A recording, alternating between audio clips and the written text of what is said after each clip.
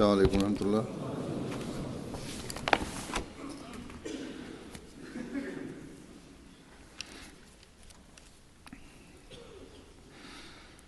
أشهد أن لا إله إلا الله وحده لا شريك له وأشهد أن محمدا عبده ورسوله. أما بعد فأعوذ بالله من الشيطان الرجيم. بسم الله الرحمن الرحيم. الحمد لله رب العالمين الرحمن الرحيم مالك يوم الدين. إياك نعبد وإياك نستعين. اهدنا الصراط المستقيم صراط الذين أنعمت عليهم غير المغضوب عليهم ولا الضالين.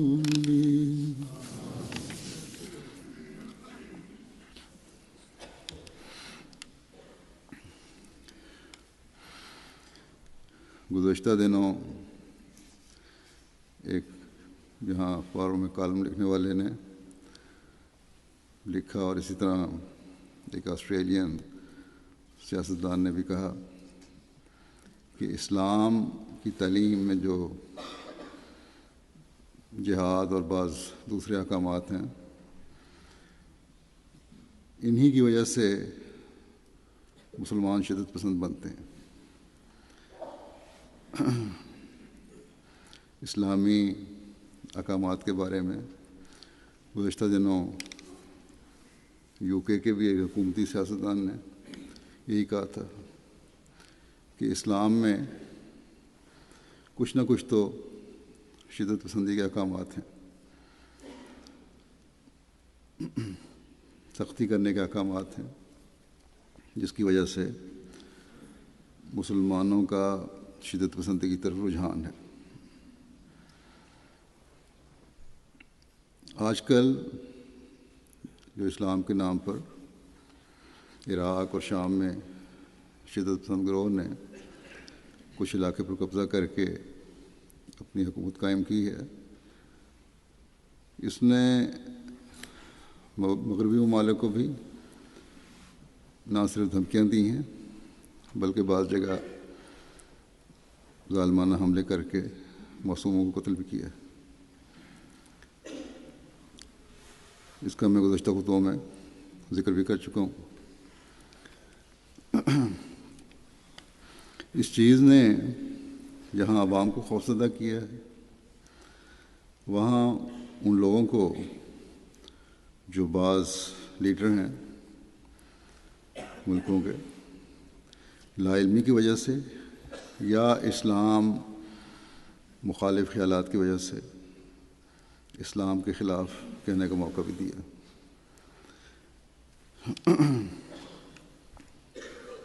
کہنے اور لکھنے والے یہ بھی لکھتے ہیں، کہتے بھی ہیں کہ ٹھیک ہے دوسرے مذاہب کی تعلیم میں بھی سختی ہے، احکامات ہیں بعض، لیکن ان کے ماننے والے یا تو اس پر اب عمل نہیں کرتے یا اس میں حالات کے مطابق تبدیلیاں کر لی ہیں اور زمانے کی ضرورت کے مطابق اس تعلیم کو کر لیا، اور اس بات پر ان کا زور ہے کہ لہٰذا اب قرآن کریم کو بھی اس زمانے کے مطابق اس کے احکامات کو ڈھالنے کی ضرورت ہے. بہرحال اس سے یہ بات تو ثابت ہو گئی کہ ان کے مطابق ان کی تعلیم اب خدا کی بھیجی ہوئی نہیں رہی بلکہ انسانوں کی بنائی ہوئی تعلیم رہ گئی ہے. اور یہ ہونا تھا، کیونکہ ان تعلیموں کے قائم رہنے یا ان پر تا قیامت عمل کرنے والے پیدا ہونے کا خدا تعالیٰ کا وعدہ نہیں تھا۔ لیکن قرآن کریم میں جب اللہ تعالیٰ نے اعلان فرمایا کہ انا نحن نزلنا الذکر و انا لہ لحافظون، یعنی اس ذکر یعنی قرآن کریم کو ہم نے ہی اتارا ہے اور ہم ہی اس کی حفاظت کریں گے، تو اس کی حفاظت کے پھر سامان بھی فرمائے۔ حضرت مسیح علیہ السلام نے اس آیت کے مختلف موقعوں پر مختلف کتابوں میں اس کی تفسیر فرمائی ہے۔ ایک جگہ فرماتے ہیں کہ اللہ تعالیٰ کی قدیم سے یہ عادت ہے کہ جب ایک قوم کو کسی فعل سے منع کرتا ہے تو ضرور اس کی تقدیر میں یہ ہوتا ہے کہ بعض ان میں سے اس فعل کے ضرور مرتکب ہوں گے، جیسا کہ اس نے توریت میں یہودیوں کو منع کیا تھا کہ تم توریت اور دوسری خدا کی کتابوں کی تحریف نہ کرنا، سو ان میں سے بعض نے تحریف کی، اس کو بدلا۔ مگر قرآن کریم میں یہ نہیں کہا گیا کہ تم قرآن کریم کی تحریف نہ کرنا، اس کو بدلنا نہ، بلکہ یہ کہا گیا کہ انا نحن نزلنا الذکر و انا لہ لحافظون۔ پھر آپ فرماتے ہیں کہ یہ آیت صاف بتلا رہی ہے کہ جب ایک قوم پیدا ہوگی کہ اس ذکر کو دنیا سے مٹانا چاہے گی، اس وقت خدا آسمان سے اپنے کسی فرستادے کے ذریعے سے اس کی حفاظت کرے گا۔ بس وقتاً فوقتاً یہ لوگ قرآنی تعلیم پر اعتراض کر کے اس تعلیم کو مٹانا چاہتے ہیں، کیونکہ ان کی اپنی تعلیم یا مٹ گئی ہے یا صرف کتاب کی حد تک رہ گئی ہے۔ گزشتہ دنوں یہ مختلف طریقے آج کل میسج بھیجنے کے یا ٹویٹ کرنے کے ہیں، واٹس ایپ وغیرہ پہ، اس پر ایک چھوٹی سی فلم چل رہی تھی جس میں دو لڑکے ایک کتاب میں سے جس کے باہر قرآن لکھا ہوا تھا لوگوں کو بعض آیات یا حصے پڑھ کر سنا رہے تھے کہ یہ کیسی تعلیم ہے، اور مختلف لوگوں سے سڑک پر مختلف لوگوں سے اس کے بارے میں پوچھ رہے تھے، ان کا انٹرویو لے رہے تھے، ان کو بتاتے تھے۔ تو ہر ایک کو جب یہ پتہ لگتا تھا یہ قرآن کریم کی تعلیم باہر لکھا ہوا تھا، اسلام کی تعلیم کی برائیاں کر رہا تھا ہر ایک، کہ دیکھو یہ ثابت ہو گیا کہ اسلامی تعلیم ہی ایسی ہے جس کی وجہ سے مسلمان ایسی حرکتیں کرتے ہیں۔ کچھ دیر کے بعد ان لڑکوں نے اس کتاب کا کور اتار دیا اور دکھایا کہ یہ اسلام کی نہیں، یہ بائبل کی تعلیم ہے، کیونکہ یہ بائبل ہے جو ہم پڑھ رہے تھے۔ تو کسی نے اس پہ کوئی منفی تبصرہ نہیں کیا۔ اسلام کا نام آتا ہے تو فوراً منفی تبصرہ، بس ہنس کے چپ ہو گئے سارے، عورتیں بھی تھیں، مرد بھی تھے۔ بڑی حیرانی سے ایک نے کہا کہ اچھا، بڑی حیرانی کی بات ہے، ایک عورت تھی، کہ میں نے تو کرسچن اسکول میں تعلیم حاصل کی ہے، بائبل پڑھی ہے، مجھے تو کبھی اس کا خیال ہی نہیں آیا۔ تو یہ تو ان کا حال ہے، اگر ایک مسلمان غلط حرکت کرتا ہے تو اسلام کی طرف منسوخ کر دیتے ہیں، اگر کوئی دوسرے مذہب والا کرتا ہے تو کہتے ہیں بیچارہ معذور ہے، پاگل ہے۔ ہم مانتے ہیں کہ بعض مسلمان گروہوں کے اسلام کے نام پر غلط عمل نے اسلام کو بدنام کیا، لیکن اس پر قرآن کریم کی تعلیم کو نشانہ بنانا اور انتہا تک چلے جانا بھی اسلام کے خلاف دلوں کے بغض اور کینے کا اظہار ہے۔ اس کا ایک انتہائی اظہار تو آج کل امریکہ کے ایک صدارتی امیدوار کا اسلام اور مسلمانوں کے خلاف بولنا ہے۔ بہرحال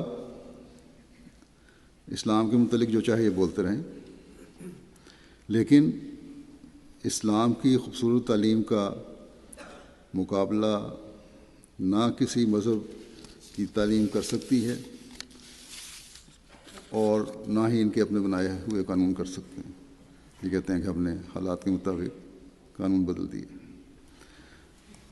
اللہ تعالیٰ نے اس زمانے میں بھی اپنے وعدے کے مطابق قرآن کریم کی حفاظت کے لیے ایک فرستادے کو بھیجا، جنہوں نے اسلام کی خوبصورت تعلیم سے ہمیں آگاہ فرمایا۔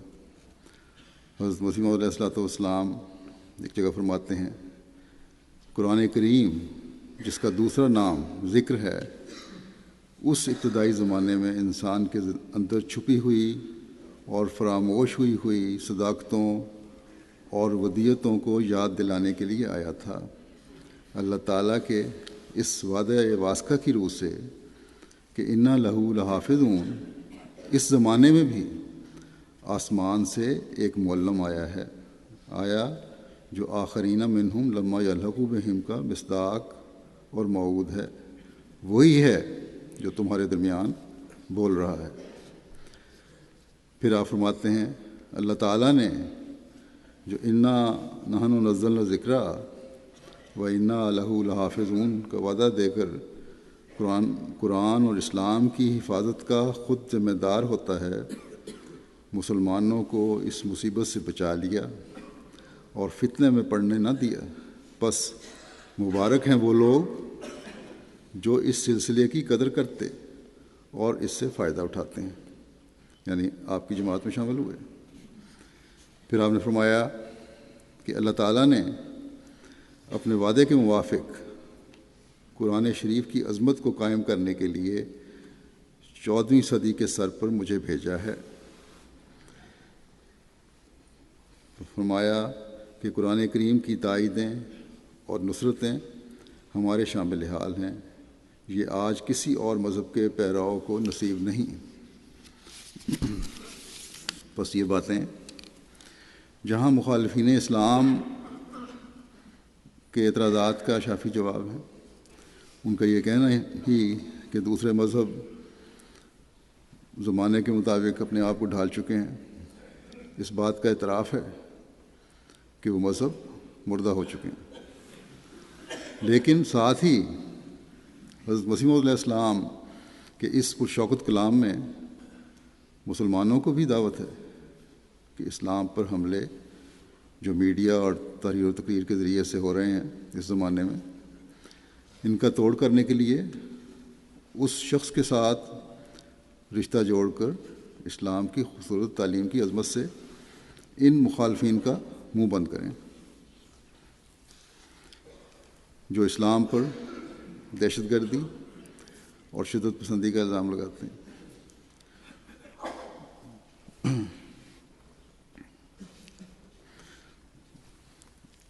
جو گروہ یا لوگ تلوار کے زور سے اسلام پھیلانے کا دعویٰ کرتے ہیں، تلوار کے ذریعے سے اسلام پھیلانے کا دعویٰ کرتے ہیں، حقیقت میں وہ اسلام مخالف طاقتوں کے اعلی کار ہیں۔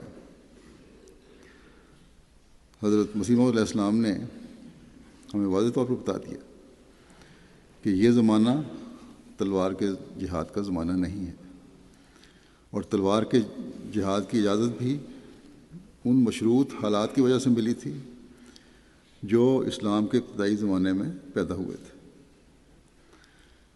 کہ دشمن اسلام کو تلوار کے زور سے ختم کرنا چاہتا تھا۔ اسلام امن اور پیار کی تعلیم سے بھرا پڑا ہے، بس آج اس زمانے میں یعنی قرآن کریم اس تعلیم سے بھرا ہوا ہے۔ بس آج اس زمانے میں اس تعلیم کا پرچار کرنے کی ضرورت ہے، اور ہر احمدی کو اس تعلیم کو سمجھنے کی ضرورت ہے، اس پر عمل کرنے کی ضرورت ہے، خدا تعالیٰ سے تعلق پیدا کرنے کی ضرورت ہے، تبھی اپنے احمدی ہونے کا بھی ہم حق ادا کر سکتے ہیں۔ آج ہم احمدیوں نے ہی مسلمانوں اور غیر مسلموں دونوں کو حقیقت سے آشکار کرنا ہے۔ جو لوگ اسلام پر اعتراض کرتے ہیں وہ جاہل ہیں، اور ہم نے ان کو ان کی جہالت کا حال دکھانا ہے۔ اسلام کی تعلیم تو امن اور سلامتی کی تعلیم ہے۔ قرآن کریم کی روشنی میں ہی ہم نے یہ تعلیم دنیا کو دکھانی ہے۔ ان لوگوں کو بتانا ہے کہ تم جو بغیر علم کے کہہ دیتے ہو کہ اسلام کی تعلیم میں شدت پسندی ہے، اسی لیے مسلمان بھی شدت پسند بنتے ہیں، یہ تمہاری لا علمی اور جہالت ہے۔ مسلمانوں کو بھی بتانا ہوگا کہ آپس کے قتل و غارت اور فرقہ بندی سے تم اسلام کو بدنام کر رہے ہو۔ گو ہمارے پاس زیادہ وسائل تو نہیں ہیں، لیکن جس حد تک ہم پریس، میڈیا اور مختلف ذرائع سے کام کر سکتے ہیں، ہر ملک میں اور ہر شہر میں کرنا چاہیے۔ اس وقت دنیا کو اسلام کی حقیقی تصویر دکھانا بہت ضروری ہے۔ اللہ تعالیٰ کے فضل سے جماعت کی تقریباً ہر جگہ اس طرف توجہ ہے، لیکن حالات کا تقاضا یہ ہے کہ لگاتار اس بارے میں میڈیا کو استعمال کیا جاتا رہے، ان سے تعلق پر رابطہ رکھا جائے، ان کے ذریعے سے عوام الناس کو بتایا جائے۔ اللہ کے فضل سے امریکہ نے بھی اس معاملے میں کافی ان کا تعلق ہے، رابطہ ہے، باقی ملکوں میں بھی جہاں بھی کچھ رابطے ہیں، جرمنی میں بھی ہیں، تو ان کو وسیع تر کرتے چلے جانے کی ضرورت ہے۔ گزشتہ دنوں یہاں برٹش پارلیمنٹ میں گلاسکو کی ایک ایم پی نے اسلام کی حقیقت کے بارے میں جماعت احمدیہ کے حوالے سے بتا کر کہا کہ اسلام کی امن اور سلامتی کی تعلیم پر عمل کرنے والے احمدی مسلمان ہیں، اور میں ان کے گلاسگو میں ایک پیس سمپوزیم تھا، اس میں شامل ہوئی تھی اور بڑی اس نے تعریف کی۔ اس پر وہیں بیٹھی ہوئی وزیر داخلہ ہوم سیکرٹری نے بھی کہا جو اسلام احمدی پیش کرتے ہیں وہ واقعی اسے بالکل مختلف ہے جو اسلامی شدت پسند دکھاتے ہیں، اور حقیقت میں احمدی امن پسند شہری ہیں۔ اور حقیقت یہ ہے کہ ہم احمدی کوئی نئی تعلیم پیش نہیں کرتے، بلکہ قرآن کریم کی تعلیم پیش کرتے ہیں۔ لیکن یہ ایک واقعہ ہو کر اگر خاموشی ہو گئی تو کچھ دیر کے بعد لوگ بھول جائیں گے۔ ہاں جی، ایک سوال اٹھا تھا برٹش پارلیمنٹ میں، ختم ہو گیا مسئلہ۔ اس کو تو ہر وقت تازہ رکھنے کی ضرورت ہے کہ اسلام کی تعلیم کیا ہے۔ اور شدت پسندوں کی جو ہم خاموش ہوتے ہیں تو ایک دفعہ خبر دے دی، پریس نے بھی دے دی، خاموش ہو گئے، لیکن کوئی واقعہ شدت پسندی کا ہوتا ہے یا نہیں بھی ہوتا تو ان کے حوالے سے اخبار میں شائع سرخیاں دی جاتی ہیں، پھر اسلام مخالف لوگوں کو اسلام کے خلاف بولنے کا موقع مل جاتا ہے۔ گزشتہ دنوں جب میں جاپان میں تھا تو وہاں بھی پڑھے لکھے طبقے کا یہ اظہار تھا، بلکہ ایک عیسائی پادری نے بھی کہا کہ اسلام کی تعلیم جو تم قرآن کریم کی روشنی میں بتا رہے ہو، اس کو جاننے کی جاپانیوں کو بہت ضرورت ہے، بلکہ دنیا کو ضرورت ہے۔ لیکن اس کا فائدہ تبھی ہے، اس نے کہا، اس کا فائدہ تبھی ہوگا کہ اب اس بات کو اس فنکشن تک محدود نہ کریں جس میں آپ بول رہے ہیں، بلکہ جاپان میں مسلسل کوشش سے یہ تعلیم لوگوں کو بتائیں۔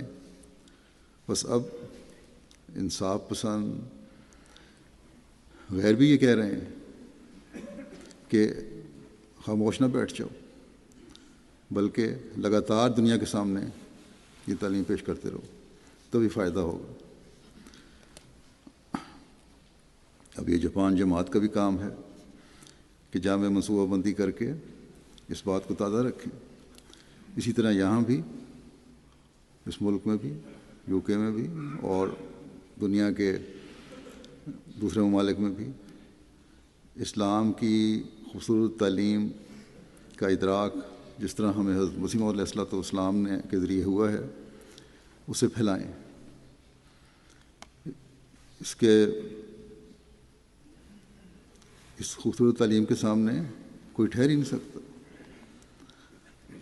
اور یہ سب باتیں قرآن کریم کی تعلیم کی روشنی میں ہمیں آپ نے بتائی ہیں، اور آگے جماعت کے لٹریچر میں بھی موجود ہیں بہت ساری جگہوں پہ۔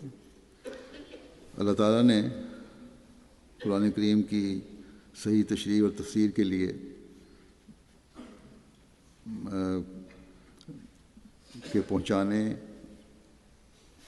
آگے پہنچانے، اس کے معنوں کی صحیح تشریح کرنے کے لیے اور قرآن کریم کی حفاظت کے لیے آپ علیہ السلام کو بھیجا تھا، جیسا کہ آپ نے فرمایا۔ آپ نے اپنی کتب اور ملفوظات اور تقاریر میں اس کا خوب حق ادا کیا ہے۔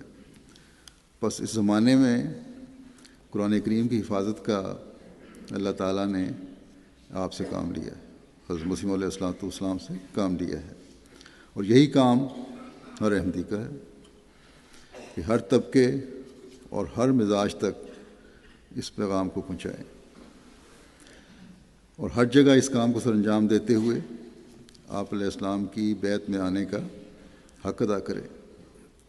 اس وقت میں بعض مثالیں پیش کرتا ہوں جو اسلام کی امن کی تعلیم کی خوبصورتی ظاہر کرتی ہیں۔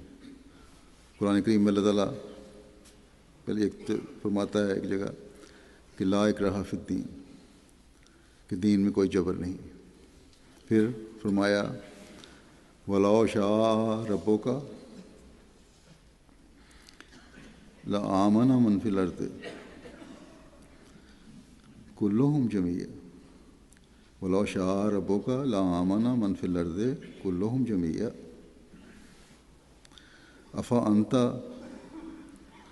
أَفَأَنْتَ تُكْرِهُ النَّاسَ حَتَّى يَكُونُوا مُؤْمِنِينَ۔ اور اگر اللہ تعالیٰ اپنی ہی مشیت کو نازل کرتا تو جس قدر لوگ زمین پر موجود ہیں سب کے سب ایمان لے آتے، بس جب خدا بھی مجبور نہیں کرتا تو کیا تو لوگوں کو مجبور کرے گا کہ وہ ایمان لے آئیں؟ حضرت مسیح موعود علیہ السلام ایک جگہ فرماتے ہیں کہ اسلام نے کبھی جبر کا مسئلہ نہیں سکھایا۔ اب حضرت صلی اللہ علیہ وسلم کو بھی اللہ تعالیٰ فرماتا ہے کہ اگر اللہ تعالیٰ چاہتا کہ لآمن من فی الارض کلہم جمیعا، اگر اللہ تعالیٰ چاہتا تو پھر ہر ایک زمین جو موجود ہے وہ ایمان لے آتا، لیکن اللہ تعالیٰ نے نہیں چاہا، اس لیے حضرت صلی اللہ علیہ وسلم کی خواہش کے باوجود اللہ تعالیٰ نے یہی فرمایا کہ تمہارے کہنے سے بھی یہ نہیں ہوگا۔ بس اس بات کو ہمیشہ یاد رکھنا چاہیے، اور یہی ایک تعلیم ہے جو بڑے واضح طور پر ظاہر کرتی ہے کہ اسلام میں جبر نہیں۔ آپ نے فرمایا، مسلم نے فرمایا کہ اسلام نے کبھی جبر کا مسئلہ نہیں سکھایا۔ اگر قرآن شریف اور تمام حدیث کی کتابوں اور تاریخ کی کتابوں کو غور سے دیکھا جائے اور جہاں تک انسان کے لیے ممکن ہے تدبر سے پڑھا یا سنا جائے تو اس قدر وسعت معلومات کے بعد قطعی یقین کے ساتھ معلوم ہوگا کہ یہ اعتراض کہ گویا اسلام نے دین کو جبراً پھیلانے کے لیے تلوار اٹھائی ہے نہایت قابل شرم اور بے بنیاد الزام ہے، اور یہ ان لوگوں کا خیال ہے جنہوں نے تعصب سے الگ ہو کر قرآن اور حدیث اور اسلام کی معتبر تاریخوں کو نہیں دیکھا، بلکہ جھوٹ اور بہتان لگانے سے پورا کام لیا ہے۔ مگر میں جانتا ہوں کہ وہ زمانہ قریب آتا جاتا ہے کہ راستی کے بھوکے اور پیاسے ان بہتانوں پر مطلع ہو جائیں گے۔ کیا اس مذہب کو ہم جبر کا مذہب کہہ سکتے ہیں جس کی کتاب قرآن میں صاف طور پر ہدایت ہے کہ لا اکراہ فی الدین، یعنی دین میں داخل کرنے کے لیے جبر جائز نہیں؟ کیا ہم اس بزرگ نبی کو جبر کا الزام دے سکتے ہیں جس نے مکہ معظمہ کے 13 برس میں اپنے تمام دوستوں کو دن رات یہی نصیحت دی کہ شر کا مقابلہ مت کرو اور صبر کرتے رہو؟ ہاں، جب دشمنوں کی بدی حد سے گزر گئی اور دین اسلام کے مٹا دینے کے لیے تمام قوموں نے کوشش کی تو اس وقت غیرت الہی نے تقاضا کیا کہ جو لوگ تلوار اٹھاتے ہیں وہ تلوار سے ہی قتل کیے جائیں، ورنہ قرآن کریم نے ہرگز جبر کی تعلیم نہیں دی۔ اگر جبر کی تعلیم ہوتی تو ہمارے نبی صلی اللہ علیہ وسلم کے اصحاب جبر کی تعلیم کی وجہ سے اس لائق نہ ہوتے کہ امتحانوں کے موقع پر سچے ایمانداروں کی طرح صدق کھلا سکتے۔ جبر میں اگر ہو تو دل سے سچائی نہیں دکھائی جا سکتی، وفا کا تعلق نہیں ظاہر کیا جا سکتا۔ فرمایا لیکن ہمارے سید و مولا نبی صلی اللہ علیہ وسلم کے صحابہ کی وفاداری ایک ایسا امر ہے کہ اس کے اظہار کی ہمیں ضرورت نہیں۔ پھر آپ فرماتے ہیں اسلام کی لڑائیاں 3 قسم سے باہر نہیں، یعنی 3 قسم کی لڑائیاں ہیں اسلام میں۔ جب سختی ہوئی یا اجازت ہے سختی کرنے کی، دفاعی طور پر یعنی بطریق کے حفاظت خود اختیاری، اپنی حفاظت کے لیے، دفاع کرنے کے لیے اگر تم حملہ کرے تو اس وقت ہتھیار اٹھایا جا سکتا ہے۔ نمبر 2، بطور سزا یعنی خون کے عوض میں خون، اس وقت جب کسی کو سزا دینی ہو اور دوسروں نے حملہ کیا، خون بہایا، تو بہرحال سزا کے طور پر چاہے وہ جنگ ہے یا عام حالات ہیں، اس وقت ہتھیار استعمال کیا گیا یا سزا دی گئی یا قتل کیا گیا۔ اور نمبر 3، بطور آزادی قائم کرنے کے، یعنی بغرض مزاحموں کی قوت توڑنے کے، جو مسلمان ہونے پر قتل کرتے تھے۔ اب وہ لوگ جو اس بات پر قتل کرتے تھے دشمن کہ تم مسلمان کیوں ہو گئے، مسلمان ہونے کی وجہ سے یہ بھی مذہب کی بات ہے کہ تم نے مذہب بدل لیا اس لیے تمہیں قتل کرتے ہیں۔ تب اللہ تعالیٰ نے کہا کہ یہ مسلمانوں کو قتل کر رہے ہیں، اس لیے ان کے خلاف بھی تلوار اٹھائی جا سکتی ہے۔ آپ فرماتے ہیں ان 3 وجوہات کے علاوہ کوئی وجہ نہیں جہاں تلوار اٹھائی جائے یا سختی کی جائے۔ فرمایا کہ قرآن میں صاف حکم ہے کہ دین کے پھیلانے کے لیے تلوار مت اٹھاؤ اور دین کی ذاتی خوبیوں کو پیش کرو اور نیک نمونوں سے اپنی طرف کھینچو، اور یہ مت خیال کرو کہ ابتداء میں اسلام میں تلوار کا حکم ہوا، کیونکہ وہ تلوار دین کو پھیلانے کے لیے نہیں کھینچی گئی تھی، بلکہ دشمن کے حملوں سے اپنے آپ کو بچانے کے لیے اور یا امن قائم کرنے کے لیے کھینچی گئی تھی، مگر دین کے لیے جبر کرنا کبھی مقصد نہ تھا۔ فرمایا جو لوگ مسلمان کہلا کر صرف یہی بات جانتے ہیں کہ اسلام کو تلوار سے پھیلانا چاہیے، وہ اسلام کی ذاتی خوبیوں کے معترف نہیں ہیں، اس کا اعتراف نہیں کرتے، اور ان کی کارروائی درندوں کی کارروائی سے مشابہ ہے، جانور ہیں۔ بس قرآن کریم کا یہ جبر سے دین میں شامل نہ کرنے کا اعلان معترضین کے اعتراض کی رد کے لیے کافی ہے، اور جو عقل مند ہیں وہ سمجھتے ہیں کہ اسلام کو غلط طریق پر بدنام کیا جاتا ہے۔ جیسا کہ میں نے بتایا کہ بہت سے پڑھے لکھے لوگوں، حتیٰ کہ عیسائی پادری نے بھی یہ کہا کہ اسلام کی یہ پرامن تعلیم جو ہے اس کا بہت زیادہ پرچار کرو، اور حضرت مسیح علیہ السلام کی بات پوری ہو رہی ہے اس بات سے جب لوگ یہ کہتے ہیں کہ اسلام کی تعلیم کا پرچار کرو کہ راستی کے بھوکے اور پیاسے ان بہتانوں پر مطلع ہو جائیں گے جب ان کو پتہ لگتا ہے کہ اصل تعلیم کیا ہے۔ لیکن ساتھ ہی ہمیں بھی آپ علیہ السلام نے توجہ دلائی کہ دین کی ذاتی خوبیوں کو پیش کرو، دین کی خوبیوں کو پیش کرو، اور وہ تبھی پیش ہو سکتی ہیں جب خود علم ہو، اپنے علم کو بڑھاؤ، اور دوسرا فرمایا اور نیک نمونوں سے اپنی طرف کھینچو، اپنے نیک نمونے قائم کرو ہمیں دیکھ کے تاکہ لوگ ہماری طرف آئیں۔ بس یہ ہر احمدی کی بہت بڑی ذمہ داری ہے کہ دین کی ذاتی خوبیوں کو پیش کرنے کے لیے قرآن کریم کا علم حاصل کریں اور پھر اپنے نیک نمونے قائم کر کے دنیا کو اپنی طرف کھینچیں۔ اور یہی علم اور عمل ہے جس سے اس زمانے میں ہم حضرت مسیح موعود علیہ السلام کی غلامی میں آتے ہوئے قرآن کریم اور اسلام کی حفاظت کے کام میں حصہ دار بن سکتے ہیں اور دنیا کو بتا سکتے ہیں کہ اگر دنیا میں حقیقی امن قائم کرنا ہے تو قرآن کریم کے ذریعے ہی قائم ہو سکتا ہے۔ قرآن کریم ایک جگہ اسلام کو قبول نہ کرنے والوں کا نقشہ ان الفاظ میں کھینچا ہے، وقالوا ان نتبع الہدی معک نتخطف من ارضنا، کہ اور وہ کہتے ہیں کہ ہم اس ہدایت کی جو تجھ پر اتری ہے اتباع کریں تو اپنے ملک سے اچک لیے جائیں۔ بس اسلام کی تعلیم پر اعتراض اس لیے نہیں ہے کہ ظلم اور جبر کی تعلیم ہے، بلکہ قبول نہ کرنے والے اسلام کی تعلیم پر جو اعتراض کر رہے ہیں وہ یہ ہے کہ اگر ہم تیری تعلیم پر عمل کریں جو امن والی تعلیم ہے، جو سلامتی والی تعلیم ہے، تو ارد گرد کی قومیں ہمیں تباہ کرتے ہیں۔ بس اسلام کی تعلیم تو دوستی کا ہاتھ بڑھانے کی تعلیم ہے، امن اور سلامتی قائم کرنے کی تعلیم ہے، امن اور محبت کا پیغام دینے کی تعلیم ہے۔ اگر بعض مسلمان گروہ عمل نہیں کرتے تو ان کی بدقسمتی ہے۔ قرآن بے شک اصل الفاظ میں ان کے پاس موجود ہے لیکن عمل نہیں ہے۔ قرآن کریم کی تعلیم کی جو قرآن کریم کے احکامات کی قرآن کریم کی اور قرآن کریم کے احکامات کی جو حفاظت کرنی تھی، جو کرنی چاہیے، وہ یہ لوگ نہیں کر رہے۔ اس کی حفاظت تو مسیح موعود علیہ السلام اور آپ کی جماعت نہیں کرنی ہے۔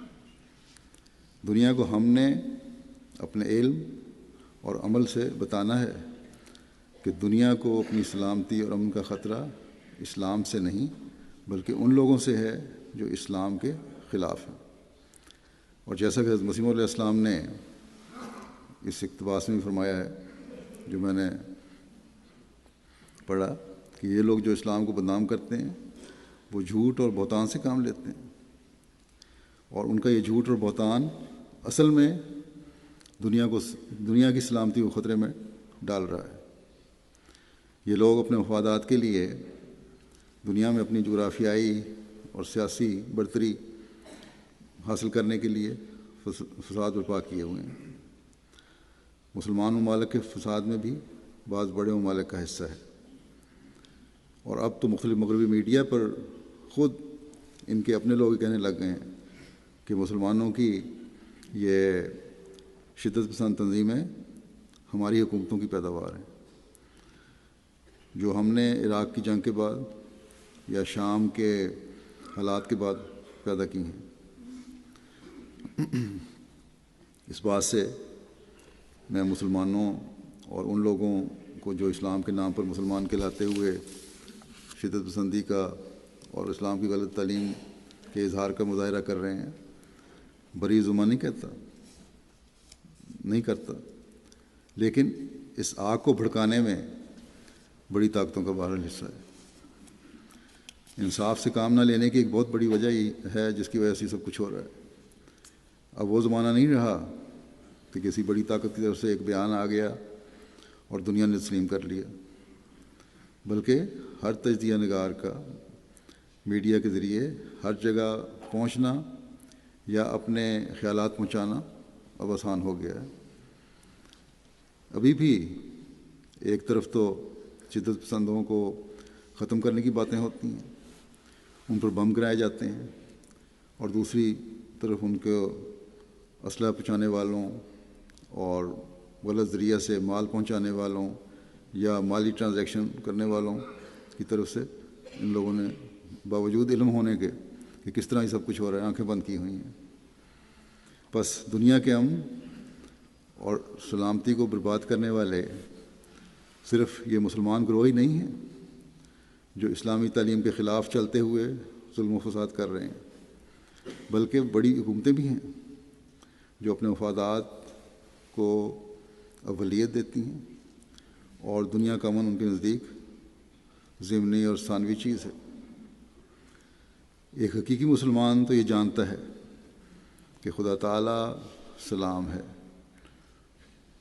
وہ اپنی مخلوق کے لیے سلامتی چاہتا ہے، اور حقیقی مسلمانوں میں یقیناً احمدی ہی ہیں جو اس بات کا ادراک رکھتے ہیں کہ اللہ تعالیٰ نے انسانیت کو سلامتی دینے اور دنیا میں امن و سلامتی قائم رکھنے کے لیے کتنے احکامات دیے ہیں،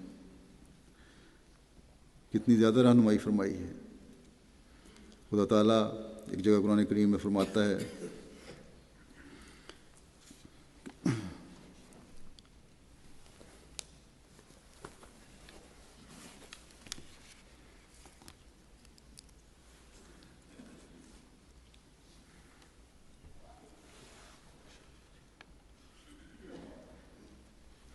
وقیلے ہی یا رب ان ہؤلاء قوم لا یؤمنون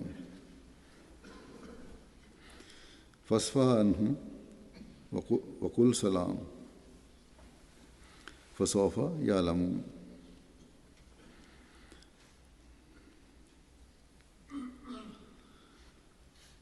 وقیلے یا رب ان ہؤلاء قوم لا یؤمنون، اور جب اس نے کہا کہ اے میرے رب یہ لوگ ایمان نہیں لاتے، تو اللہ تعالیٰ فرماتا ہے کہ پس تو ان سے درگزر کر اور اتنا کہہ دے کہ سلام، تم پر سلامتی ہو، پس عنقریب وہ جان جائیں گے کہ حقیقت کیا ہے اسلام کی۔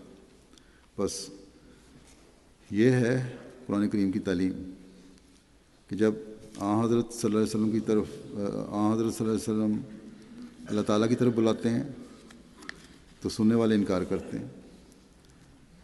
حضرت صلی اللہ علیہ وسلم فرماتے ہیں کہ اے اللہ، میں تو ان کو امن اور سلامتی کی طرف بلا رہا ہوں اور یہ انکار کر رہے ہیں۔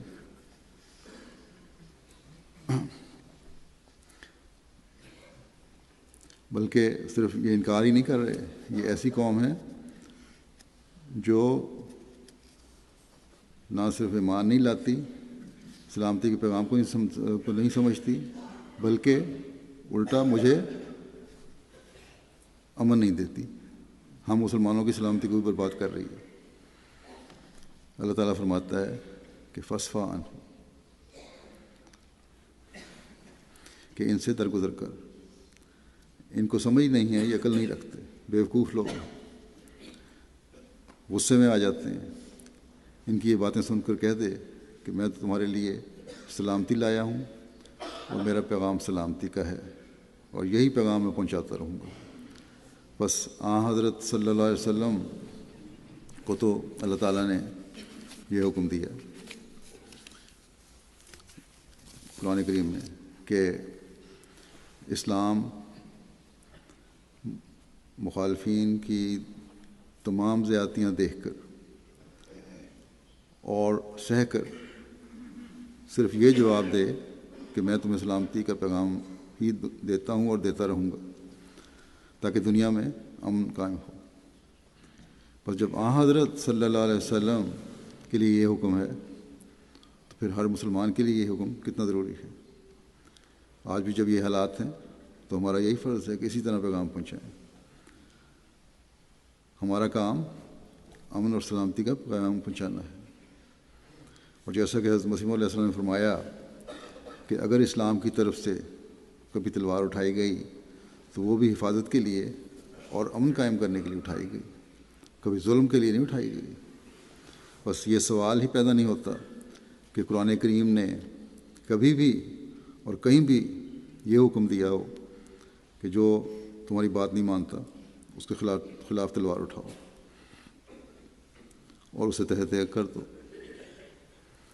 اگر کوئی مسلمان گروہ یا مسلمان سربراہ اپنے عمل سے اس کی نفی کر رہا ہے تو دنیا میں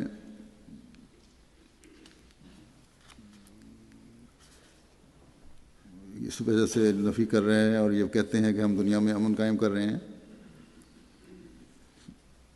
تو وہ حقیقی اسلام نہیں ہے، وہ ان کے اپنی ذاتی مفادات ہیں جن کا وہ اظہار کر رہے ہیں، یا بڑی طاقتوں کے مفادات ہیں جنہوں نے مسلمانوں کو اعلی کار بنایا ہوا ہے، اور پھر اسلام پر ہی الزام کہ اس کی تعلیم ایسی ہے۔ ایک حقیقی مسلمان اور عبد رحمان کی تو پہچان ہی اللہ تعالیٰ نے بتائی ہے کہ وَإِذَا خَاطَبَهُمُ الْجَاهِلُونَ قَالُوا سَلَامًا، اور جب جاہل لوگ ان سے لڑتے ہیں تو وہ بجائے لڑنے کے کہتے ہیں ہم تمہارے لیے سلامتی کی دعا کرتے ہیں۔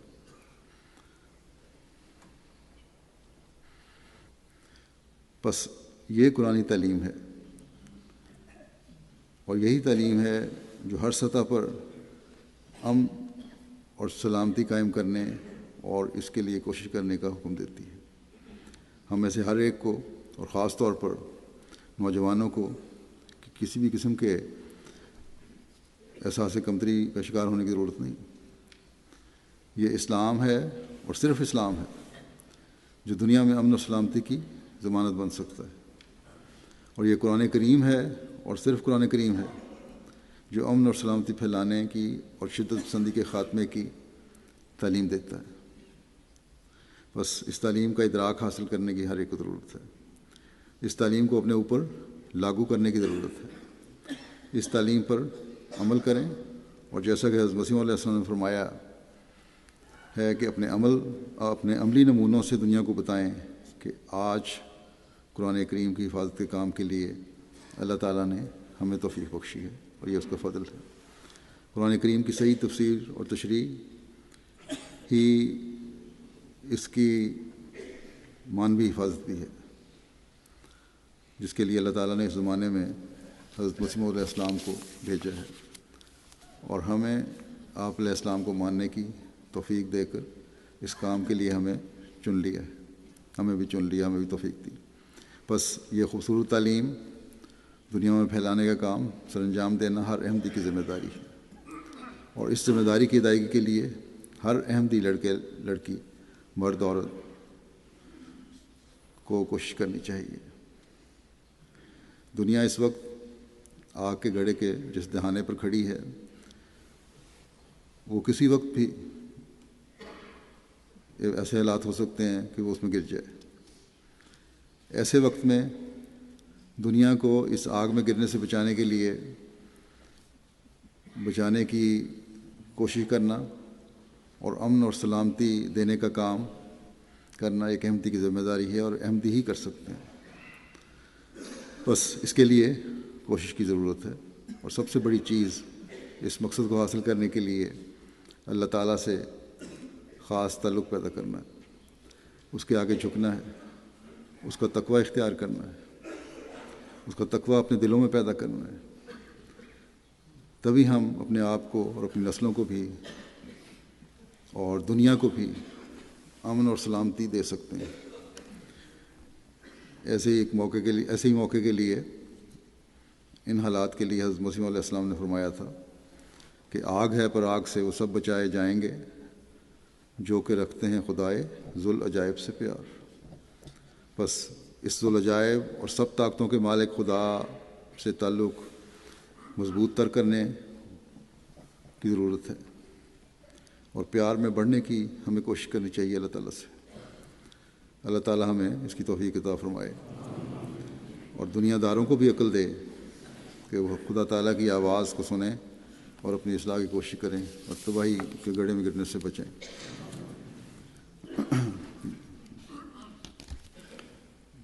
نماز کے بعد میں ایک جنازہ حاضر اور 2 غائب پڑھاؤں گا۔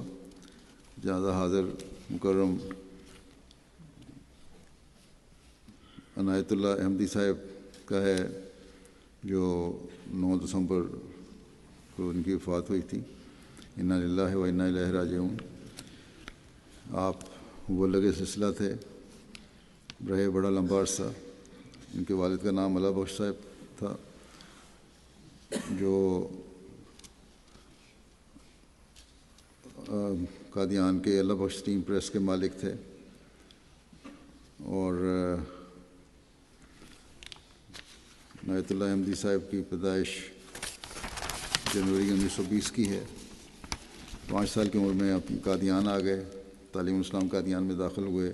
1936 میں تعلیم اسلام ہائی اسکول قادیان سے ہی میٹرک پاس کیا۔ پھر 1939 میں مشرقی افریقہ میں ملٹری میں کلرک بھرتی ہوئے اور جولائی 1946 کو فارغ ہوئے۔ 24 سال کی عمر میں پھر 30 مئی 1944 کو وقف کیا آپ نے، اور جولائی 1946 سے مشرقی افریقہ میں بطور مبلغ کام شروع کیا، اور دسمبر 1989 تک 79 کو بعمر 60 سال ریٹائر ہوئے۔ 1946 سے دسمبر 73 تک 23 سال 3 مہینے آپ نے بیرون پاکستان بطور مبلغ خدمت کی توفیق پائی۔ 4 سال 4 ماہ کینیا میں، 18 سال 11 مہینے تنزانیہ میں بطور مبلغ کام کیا۔ اس کے بعد ریٹائرمنٹ تک پاکستان میں سیال کوٹ اور جھنگ کے اضلاع میں بطور مربی اور مربی ضلع کام کی توفیق ملی۔ ان کی اولاد میں 4 بیٹیاں اور 3 بیٹے ہیں۔ ایک بیٹے حبیب اللہ احمدی صاحب بھی، ان کو بھی ہیں جن کو بطور وقف خدمت کی توفیق ملی۔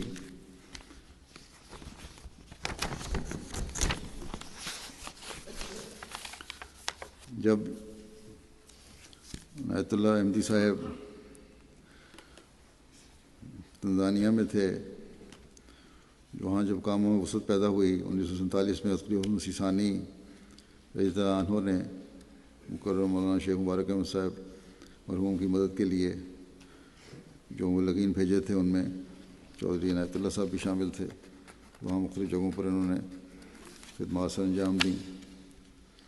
اسی طرح جب قرآن کریم کا سواحیلی ترجمہ شیخ مبارک احمد صاحب کر رہے تھے، تو اس وقت بھی خلیفہ مسیح ثانی نے ان کے مددگاروں کے جو مہیا کیے ان کو، ان میں بھی چودھری عنایت اللہ صاحب اور مولانا جلال الدین صاحب قمر کو شامل کیا۔ اس طرح آپ کو قرآن کریم کے سواحیلی ترجمے میں کام کی سعادت بھی نصیب ہوئی۔ دارالاسلام میں 3 سال آپ کو مشنری انچارج کے طور پر خدمت کی توفیق بھی ملی۔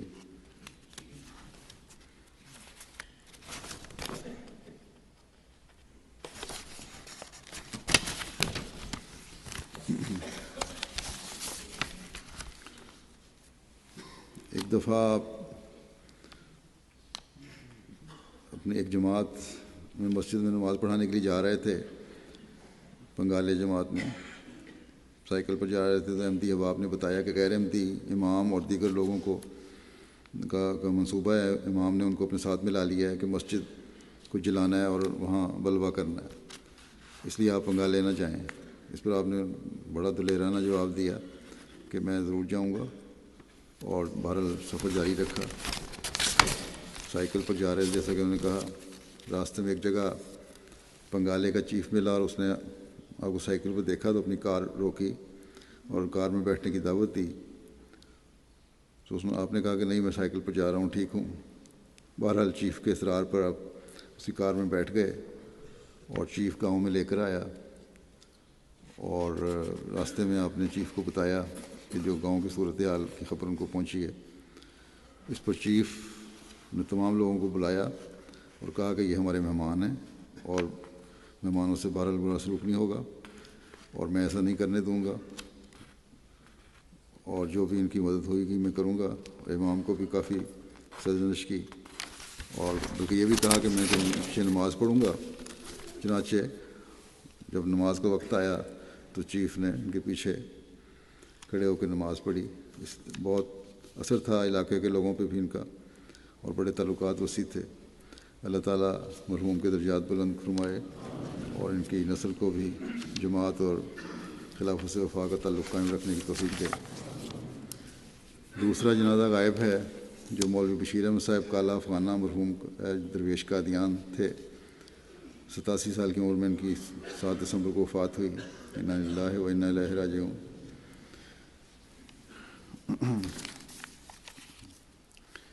مولوی بشیر احمد صاحب کالا افغانہ مرحوم اخبار بدر کے درویش نمبر میں شائع شدہ اپنی خود نوشت میں لکھتے ہیں کہ خاکسار کے گاؤں کے ایک دوست مکرم محمد احمد صاحب کالا افغانہ قادیان آ گئے تھے۔ میں ڈیرہ بابا نانک میں امتحان دے کر ملازمت کی تلاش میں تھا کہ مکرم محمد احمد صاحب نے پیغام بھجوایا کہ میں چونگی کی ملازمت چھوڑ کر دفتر الفضل میں کام کرنا چاہتا ہوں، تو میری جگہ چونگی میں لگ جاؤ۔ یہ احمدی نہیں تھے اس وقت۔ 1946 کی بات ہے، کہتے ہیں کہ خاکسار اپنے گاؤں سے قادیان آ گیا اور چونگی میں ملازمت شروع کر دی۔ جس وقت میں قادیان ملازمت کے لیے آیا اس وقت مجھے احمدیت کے تعلق سے زیادہ معلومات نہیں تھیں۔ کہتے ہیں میں ایک غیر مسلم دوست کو کہا کہ مجھے نماز کے لیے کوئی ایسی مسجد بتاؤ جو قادیانیوں کی نہ ہو، میں ان کی مسجد میں نہیں جا سکتا۔ اس نے غیر مسلم نے مجھے مسجد اقصیٰ کا راستہ بتا دیا۔ کہتے ہیں میں وہاں گیا، دیکھا کہ بہت بڑی مسجد ہے، کوئی نماز پڑھ رہا ہے، کوئی تلاوت کر رہا ہے، خوبصورت مینارہ ہے۔ میں دل میں خوش ہوا کہ ہماری مسجد تو بہت اچھی ہے، اب میں قادیانیوں کی مسجد میں نہیں جاؤں گا۔ تو ایک روز پتہ چلا کہ یہ احمدیوں کی مسجد ہے۔ کہتے ہیں ایک دن احراریوں کی مسجد میں بھی گیا، لیکن وہاں کی حالت دیکھ کر عہد کر لیا کہ اب ہمیشہ مسجد اقصیٰ میں ہی نماز ادا کروں گا۔ پھر آہستہ آہستہ ان کا ایک احمدی دوست سے تعارف ہوا، انہوں نے جماعتی معلومات دین کو اور کتاب تبلیغ ہدایت اور دیگر رسائل دیے، جس کے نتیجے میں اللہ تعالیٰ نے کہتے ہیں خاکسار کو احمدیت قبول کرنے کی توفیق دی۔ 1947 میں ملک کی تقسیم ہوئی اور حضرت مسلم موعود رضی اللہ عنہ کے ارشاد پر خدام دور دور سے حفاظت مرکز کے لیے آنے لگے۔ اس موقع پر کہتے ہیں کہ خاکسار نے بھی اپنا نام حفاظت مرکز کے لیے پیش کر دیا، جس کی منظوری ہوئی، اور اس طرح اللہ تعالیٰ نے درویشی میں شامل ہونے کی توفیق عطا فرمائی۔ کہتے ہیں بیعت کرنے کے بعد میرے عزیز و اقارب اور خاص طور پر والدین نے بہت مخالفت کی، اور پھر تقسیم ملک کے موقع پر بھی مجھے کہا کہ آ جاؤ ہمارے ساتھ، اور میرے احمدی ہونے پر بڑا افسوس کرتے رہے، لیکن میرے انکار پر بڑا رو رو کر میری والد اور والدہ نے کوشش کی، لیکن بہرحال میں نہیں گیا، دین کو دنیا پر مقدم رکھا۔ بلکہ کہتے ہیں کہ میری والدہ کی بھی میرے اس غم میں بنائی جاتی رہی۔ 1952 میں ان کی شادی حیدرآباد کے ظہور الدین صاحب کی بیٹی سے ہوئی، اختر النساء صاحبہ سے، جن سے ان کے 2 بیٹے محمود احمد صاحب اور شعیب احمد صاحب ہیں۔ شعیب صاحب وقف زندگی ہیں اور نادر بیت المال خرچ ہیں سعود قادیان میں۔ اسی طرح ان کے ایک داماد وقف زندگی ہیں قاری نواب صاحب۔ انہوں نے دیہاتی مبلغ کے طور پر مہاراشٹر کرناٹک میں خدمت کی توفیق پائی۔ تبلیغ کا ان کو بہت شوق تھا، کسی بورڈ یا تختی پر لکھتے تھے کہ امام مہدی علیہ السلام آ گئے ہیں، تاکہ سب لوگ پڑھ لیں، اور پھر تبلیغ شروع کر دیتے تھے۔ اور اسی طرح مختلف دفاتر میں بھی ان کو کام کی توفیق ملی، مینیجر اخبار بدر بھی رہے، اور اس طرح نگر خانے میں اور دوسری جگہوں پر انہوں نے کام کیا۔ بڑے وسیع تعلقات تھے ان کے بھی محکموں کے ساتھ، افسران کے ساتھ، اور بڑا عزت اور احترام کرتے تھے ان کا۔ باوجود پیرانہ سالی کے ہمیشہ مسجد میں آ کر نماز باجماعت ادا کیا کرتے تھے، حتیٰ کہ وفات والے دن بھی نماز ظہر اور عصر مسجد میں ادا کی، اور مسجد کا مبارک کا جو پرانا حصہ تھا اس میں کھڑے ہو کے خاص طور پر نمازیں پڑھتے تھے۔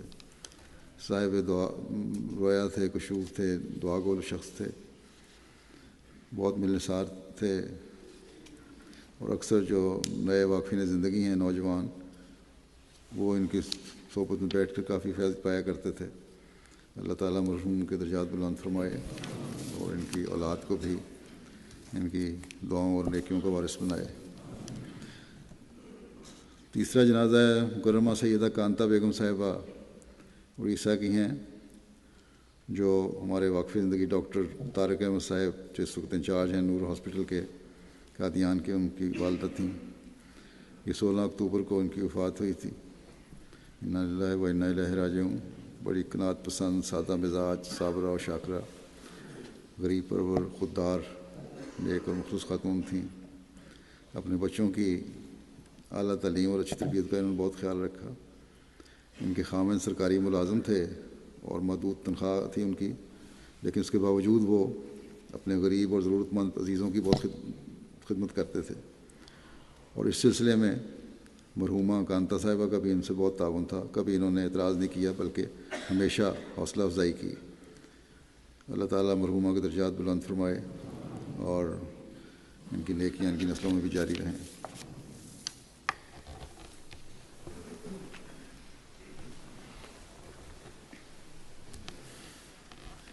الحمد